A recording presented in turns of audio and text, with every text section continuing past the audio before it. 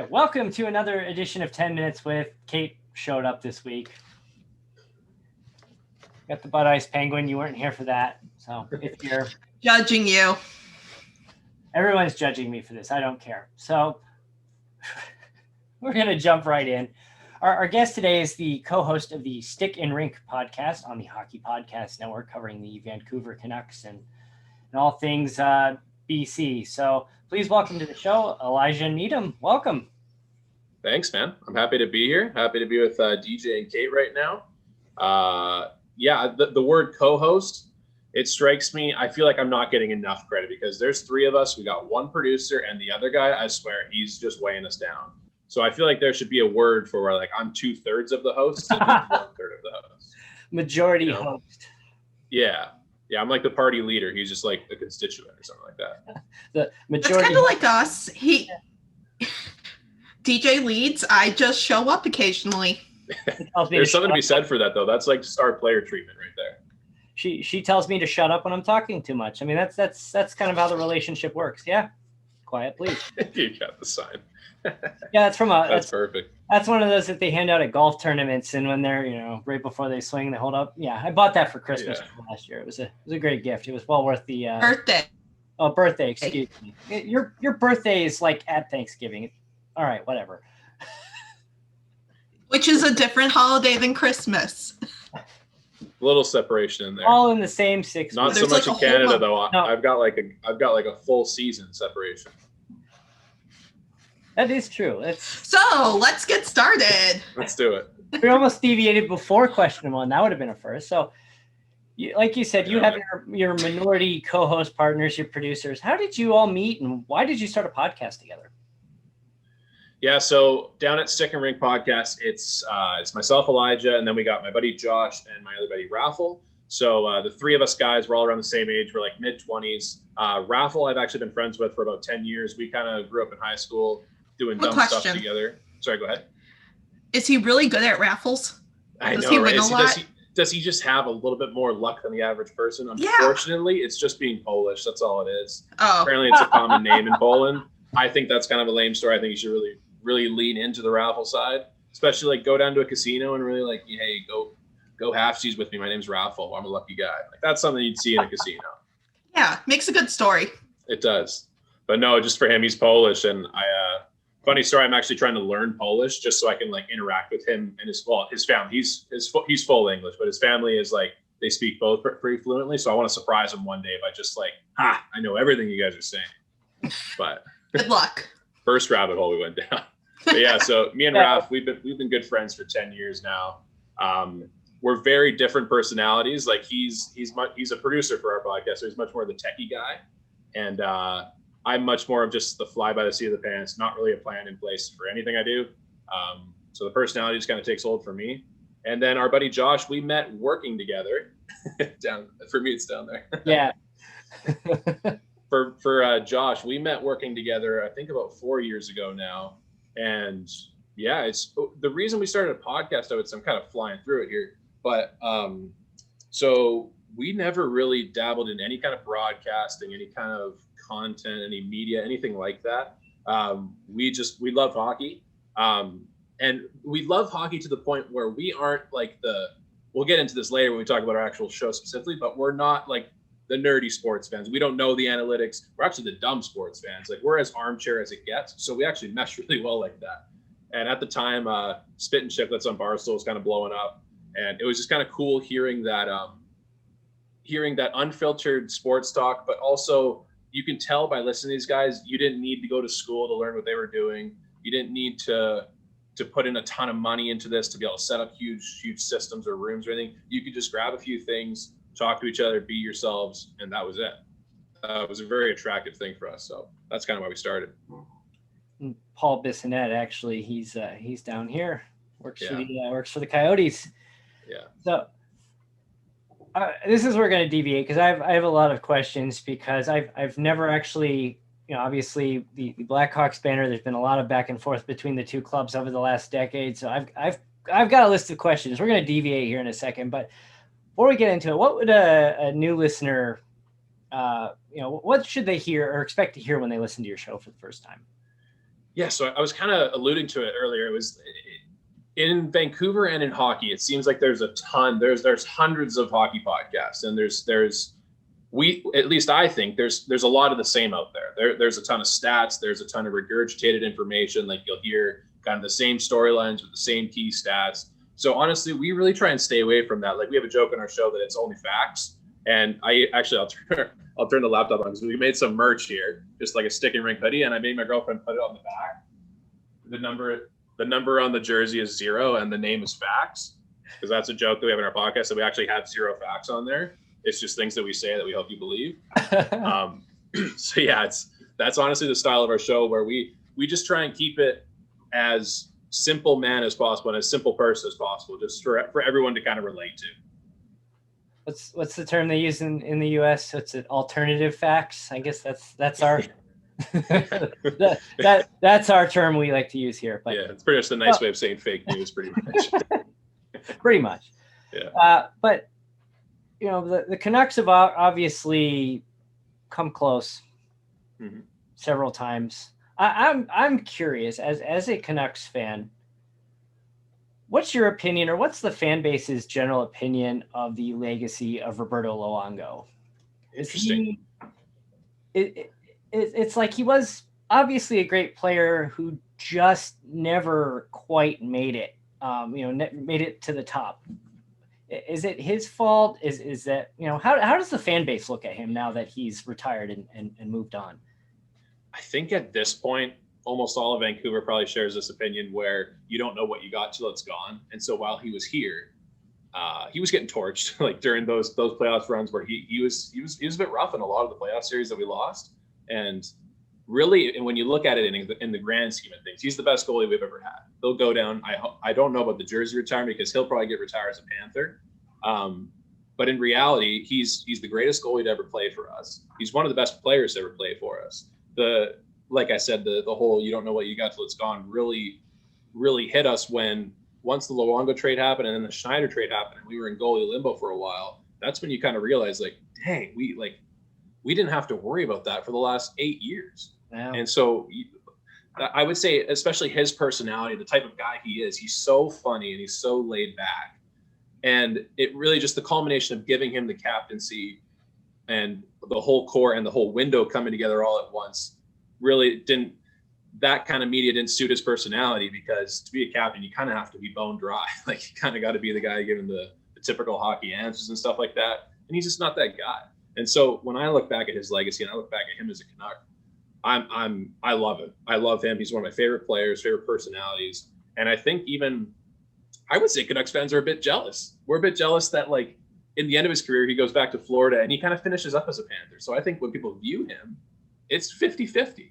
Panthers, Canucks, like the Canucks had less time, but more success, and more time, but less success in Florida. And he's kind of stayed there now. So I think that's kind of the view on him. It's very interesting. It's so hard to judge, just for, like you said, he just got torched by the fans and the media every year. Yeah. And it always seemed like when they were getting eliminated, it was always his fault. Yeah. It just came off that way. And he seemed like a really good guy. It seems like a great teammate, very talented player. And it's just life's not fair sometimes. No, it's not. This is actually, I have an interesting question for you guys, because I've kind of played with this question a little bit in my sports brain. Like, really, what do you think the role of a fan base should be? Like, if you were a person that had to lead the brigade, and let's say you were like the leader of the fans and everyone listened to you on what you were supposed to do, like, what would you say to them? Would you say you should just be blindly, like, positive the whole time and just be loyal? Or would you say critique them when they deserve to be critiqued? Like, I actually don't know. I would say critique when they need to be critiqued, because if you just have blind followers, it's not going to make you strive for improvements. Yeah, it's a good point. And if and I would agree with that. And to expand on that, the Blackhawks are currently kind of going through that issue right now, because you have they're in transition. Their core is getting older. Duncan Keith's at the end of his career. Patrick Kane's still playing at a very high level, but who knows for how much longer. And Stan Bowman didn't put that team together. It was he inherited that team It's from Dale Talon, right? Dale Talon, thank you. I could not think of his name. That's okay. I'd rather remember. And he just kind of steered the ship for those 6 years, and the wheels came off. Joel Quenneville was the first scapegoat. Mm-hmm. Players are getting older. Players are getting traded because of salary cap restrictions, and now it's like everyone's going after Stan, and everyone's starting to kind of look back and say, well, look at all the draft picks he blew. Look at all the bad trades he made. It's like, it's like there's not really one colossal one, but there's a ton of dominoes there. And it's like, he steered the ship to 3 Stanley Cups in 6 years. There's nothing wrong. I mean, a lot of franchises would kill for one. I mean, present company included here. But it's like you got to criticize them at some point. He's got to be held accountable because this franchise is, right now the young players are kind of coming along. But after 2015, I just kind of got this vibe that this was it. This is the end of this dynasty, and it's going to fall off a cliff. And it did. Yeah. It's interesting, too, because they're kind of competing a lot more than people would expect this year. Like they're in the thick of things without 2 of their best players, which is like, hello to my betting account. I appreciate that. I was not expecting that, but it is a very interesting point. But yes, I would agree with Kate that like you gotta critique where necessary, but some people just go way too far. I think it's just a little. And that's where I kind of fall on it because as a lifelong Canucks fan, that's what I am. And like you said, never having won a championship, only really had one sniff at it in my lifetime. And the way I look at it, especially we've got such a young, dynamic, awesome future that we could have. But nowadays in sports, especially the way athletes are, like there's definitely this like impatient structure around fan bases, and there's this sensitive side around athletes. So how often do we see star players and these franchise players move on after 5-6 years? So I'm kind of worried about that. And so that's why I kind of have the opinion that, if you look at the most successful teams, if you look at the Blackhawks, the Bruins, they don't win every year. Like, and even the years before they win, I talk about this all the time. Like, success is not linear. Most of the people don't, go to the first round one year, go to the second round the next year, and then the third, and then the cup. That's not how it usually goes. And this whole success is never a linear thing. Like, if you were truly a logical fan of your team in the long term, at least, like if you looked at this core for your team, you said, okay, we got 10 years realistically if they want to be here, and we want to maximize as many championships as we can. Really, the more important part as a fan is to be with them during the losing seasons than to be there for the good seasons. Like, everyone's going to be there for the good seasons, but the thing about Vancouver that drives me absolutely up the wall is that like we had a crap start to this year, and literally there were people who wanted this entire team flipped on its head, and it's like, guys, this the line right there. Yeah, exactly. And it's like, thank God there were no fans in the stadium for this one, because like our team would hate the fans, and it happens so easily. Like the one local guy we have, Jake Ruttanen, who probably shouldn't be traded, but like literally this entire fan base hates him because of his performance. But like, I don't know, I just can't ignore the mental part of it where if you had 18,000 people cheering you on, even when you're getting like smacked around the ice, I think in the long run it would help. And coaching staffs are just getting, it's like, okay, you got to win now. It's like, look at the roster on some of these franchises that have been put together. They're terrible. Like, nobody's going to win with that. You could get Scotty Bowman in his prime. Scotty Pippen plays hockey? Scotty Bowman. Gosh. Good old Stan's daddy. Yeah, Stan's dad. Stan's dad, who actually was an amazing coach and legendary coach. But it's like Scotty Bowman could not, with some of these rosters, get them into the playoffs. There's just no way. And it's like, what are you going to do? Fire the guy after 2 years? It's like, totally. I mean, you look at Joel Quenneville. He brought you 3 cups in Chicago, and it's just like, thanks. Yeah. What have you done for me lately, kind of thing, right? And it's just, I think that's kind of the, calling for the coach's head, calling for the GM's head. You got to be careful with that because, these rebuilds are very precise. And if you get just one thing wrong, it's over. You got to start all over again. Yeah. And you wasted 5 to 7 years just like that, right? Yep. So I know this isn't hockey, but I'm a Cubs fan. I know DJ's a Cubs fan. Yeah, good stuff. We don't win a lot. Yeah, no, definitely not. Got the one. Yes, we got one. But at the same time, they have an extremely loyal fan base. Yeah, that's so sweet.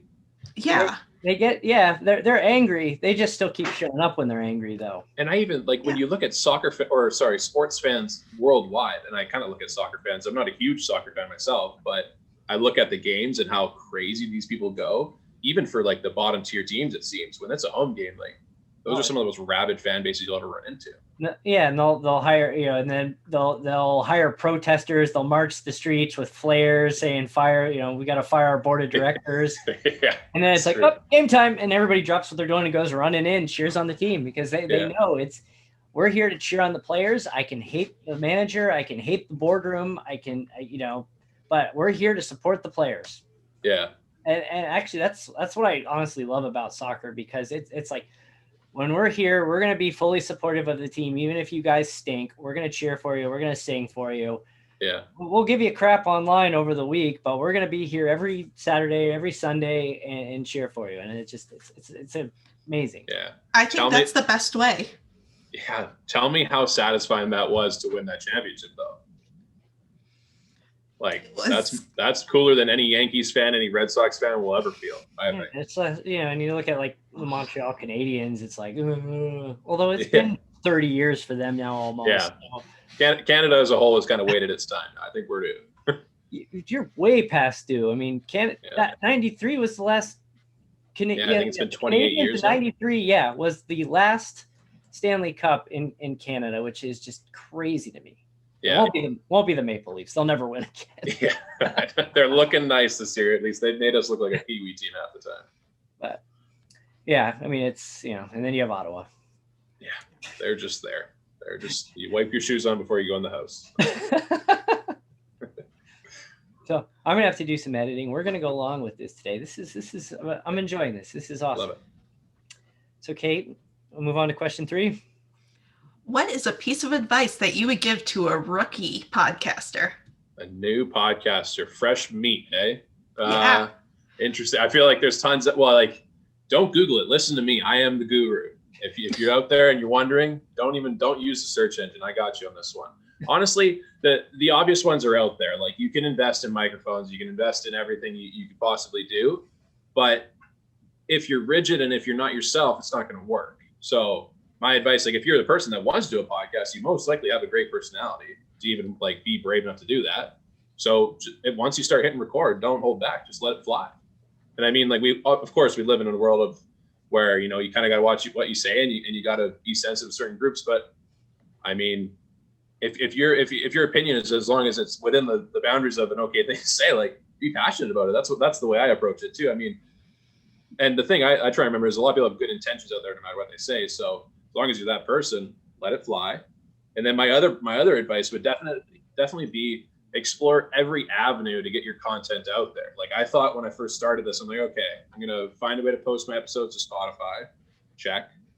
And I thought I'll make an Instagram page and Twitter page, done.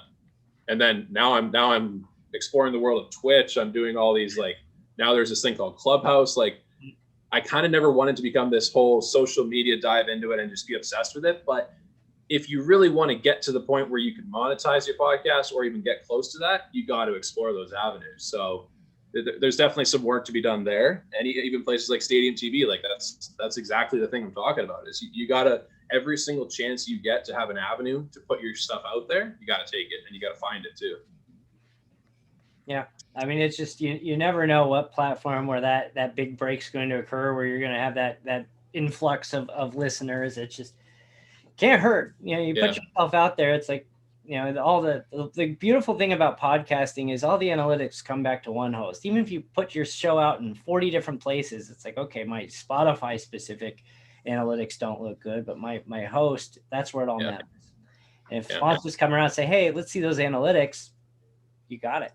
Yeah. And that's the thing. Like I'm on a network. We're on a network of, I think, almost 40 different hockey podcasts. And I look at the play numbers every month, and we're actually one of the only ones that have success on Spotify. Like everyone else has varied success on other platforms like Apple Podcasts and their home feed and stuff like that. But it just comes down, like that's the link I always share because I know my friends, my community, people around me, the people in my demographic, that's what they use. So that's kind of the interesting thing. I try and pay attention to that stuff too. And that's a really good point too, because with someone like Spotify, you can reach everybody. It's like if you're just constantly advertising Apple Podcasts, it's like, well, you've just alienated the Android people world. So, which is a huge number. So, it's definitely, if you only can advertise one, finding one like the Spotify or the Stitcher or somebody where that anybody can subscribe to that and listen for free. Yeah, it makes a huge difference for sure. Definitely. So on that note, let's move on to where do we find your show and where do we find your social media? I know you're making. I'm gonna guess Spotify. Yeah. Very good guess. Someone's listening. Yeah. So we're pretty much everywhere. We're on, our home feed is on Megaphone. I personally, whenever I'm listening to podcasts, I always use Spotify and sometimes Apple Podcasts. So we're definitely on those two as well. You can find us by typing in StickInRink. It's all one word. That's the tricky part. So it's the title is kind of a play on the Canucks jersey, when it's the StickInRink jersey. I don't know. So put that together. It makes sense now. Honestly, like we it's a funny story. We inherited the following of this podcast. Like when we went to the network, they also had a Canucks podcast, and we had just started, so we literally had no follower base, no nothing. And so we just decided to inherit theirs, and so we took the name on with it. And like the name grew on me a little bit, but I still kind of wish we had our own kind of original, more easy to understand name, because that's definitely, I think, a problem we run into sometimes. But either way, we embrace it. We make hoodies with it, so it is what it is. So yeah, StickInRink, all one word, hockey podcast. And we put out a ton of clips and graphics and stuff like that on Instagram and Twitter as well. I would say I'm most active on Twitter when it comes to engaging in fan bases and stuff like that, and including any kind of fan content in there, any questions and stuff. And honestly, we're in the process of trying to get our live show set up where we can do YouTube and Twitch live as well as Twitter and stuff like that. But I'm really looking forward to this. Have you guys dived into the Twitch world at all? Like, not with your podcast, just in general? We actually do. We actually brought Twitch into the site about a year ago. Haven't done a ton with it. We actually have one guy who really is big on it. He was kind of our pilot, and he plays FIFA all the time. And so you'll see on our site his FIFA gameplay. He actually, I don't know, Chad Ochocinco, the former NFL player. He went and challenged him on Twitter saying, I want to play you for FIFA that's what I want for my birthday. And Chad went back and said, yeah, let's do this. He goes, you ready to get your butt kicked? And like next day, Chad got on and they played FIFA together. He streamed it on Twitch and it ended up on our site. So it's like, yes, that's awesome. Yeah, that's huge, man. So that was some fun publicity for us. Yeah, because I'm not like, in terms of video games, I'm a very generic guy. Like I grew up on Call of Duty and Halo and stuff like that, and I guess I like Mario Kart, but I'm not like a very in-depth person when it comes to gaming or even streaming of that kind. So I started watching Twitch and getting into it the last couple of weeks, and I would say I'm a full-blown addict at this point. Like, it's very weird to me that when I grab a plate of dinner, I put on chess on Twitch, and I love it. Like, I'm not a huge chess player either. I just love watching these guys like go through their brain work on there, and so yeah, it's to the point where it's almost taking over the Netflix account. So and it's free. That's awesome. Yeah. So Elijah, thanks again for being on the show. We'll have to invite your co-host back the next time and ask them why they don't do more for the show. Yeah, we'll have to ask them to pick up that other half of the show. Yeah, thanks for having me, guys. It was great. Actually, real quick, I'm going to ask this question. I'm going to start asking this to everybody. Do you listen to your own episodes after they're recorded? So obviously when I used to edit them, I always did. I would almost comb through the entire thing. Nowadays, funny enough, I think I listen to it most when I think we had a not so great episode. Like that, there's no hiding that. Sometimes people just don't have it. It's like any kind of performance. Like sometimes you just don't have it. You're not funny. So sometimes I listen back to that and to the specific parts I didn't like, just to see what I thought could have gone differently. And then like when I think we had one of our funniest moments, because I go back and I make clips and stuff like that. So that I'm usually centered around those parts, and I love it. I think it's hilarious. So, Kate, this is like going to be episode like 85 or 86, I think. How many of those 86 episodes have you listened to?